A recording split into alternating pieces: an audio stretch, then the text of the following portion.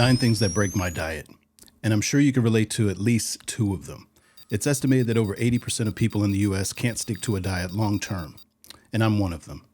We usually get the ball rolling for about a month, maybe 2, lose 10 or more pounds, which is usually water and maybe even muscle, depending on the diet. Then the weight loss slows down considerably. It's then easy to think, what's this cheat meal going to matter? I didn't lose any weight this week anyway. There are many reasons why we break our diet, and I've come up with 9 that I've experienced myself. I've added a bonus at the end that I'm sure you can relate to. May Allah reward you for being curious. Let's tie our camel. Okay, so here we go in no particular order. Number 1, lack of food prep. Not having my food prepared will most certainly sabotage my diet. I'll find all kinds of ways of justifying eating something I know I shouldn't. So I do my best to have my meals planned or even prepped and ready to go. If there are too many steps to eat something, I'll most definitely reach for something in a bag or a box, taking me off the manhaj of my diet. Number 2, lack of willpower. This is usually due to stress and or fatigue. I usually fall off the wagon in the evening when I'm tired or bored.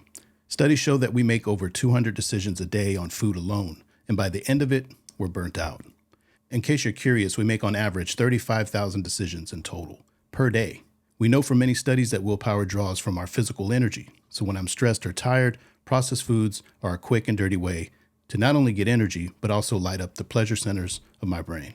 For this, I do my best to keep junk food out of sight and make sure I'm in bed by 10 p.m. I also eat a large lunch so I'm not as hungry at dinner time.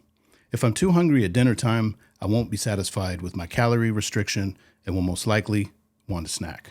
Like the saying goes, eat breakfast like a king, lunch like a prince, and dinner like a miskin. Number 3, not being in the moment. This is when I'm on autopilot and eating without thinking, or out of habit because there's nothing else to do. I'll walk past a bowl of chips on the counter meant for the kids' movie night and grab a handful just because it's there.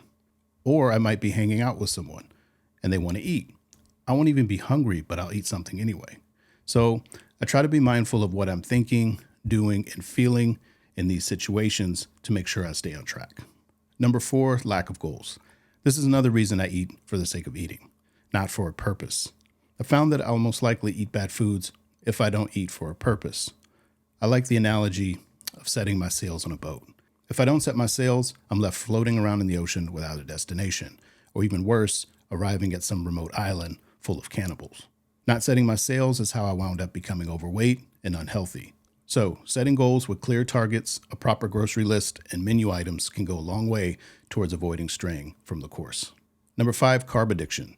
This is the main reason why I can't stick to a diet, especially when it's a low-carb diet. And when I say a carb addiction, I'm talking about ultra-processed carbohydrates.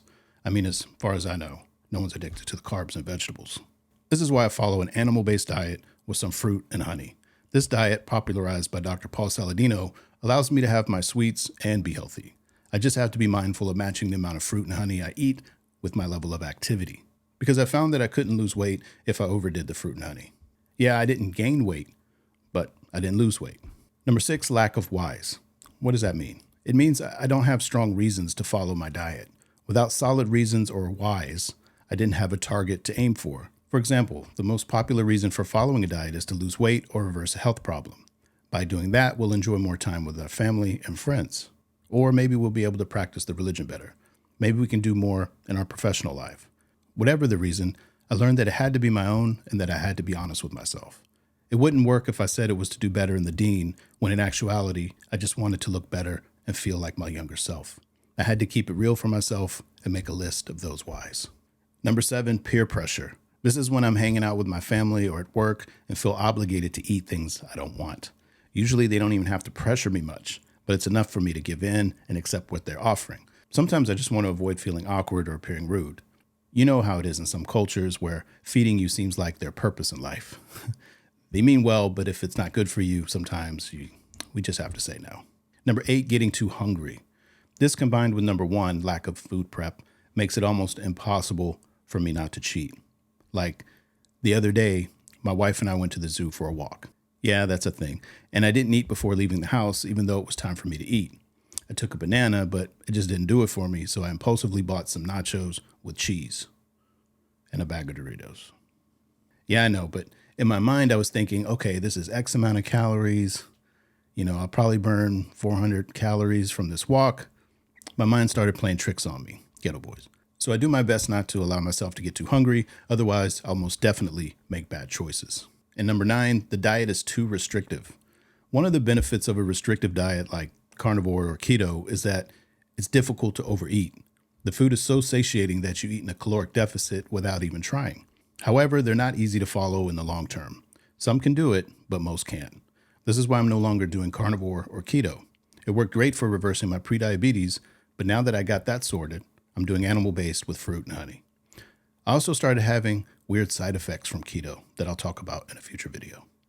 So if you're following a restrictive diet and you find yourself cheating often, try to modify it in a way that makes it easier to stick to, because the diet that works best is the diet you stick to. Now for the bonus. Don't tell everyone you're going on a diet. This is easy to do because you think, well, it's good for accountability. But the truth of the matter is that when you share your health goals, or any goal for that matter, your brain creates dopamine and signals a reward as if you've done it already. It's why we can get so excited about doing something, and then once we arrive to actually doing the work, it fizzles out. So just put your head down and get to work without sharing. If you have to share with your spouse or close friends, that's fine, just as long as they support you. Don't be surprised if they roll their eyes like, yeah, right, where have I heard that before? These are the 9 ways I break my diet. I've experienced them all at one time or another. 2 the other day, as I mentioned. What are some things that have thrown you off your diet? What are your reasons for not wanting to eat with purpose, if that's your situation? Let me know in the comments what you struggle with. Until next time, may Allah reward you for being curious and keep tying your camel. Assalamu alaikum.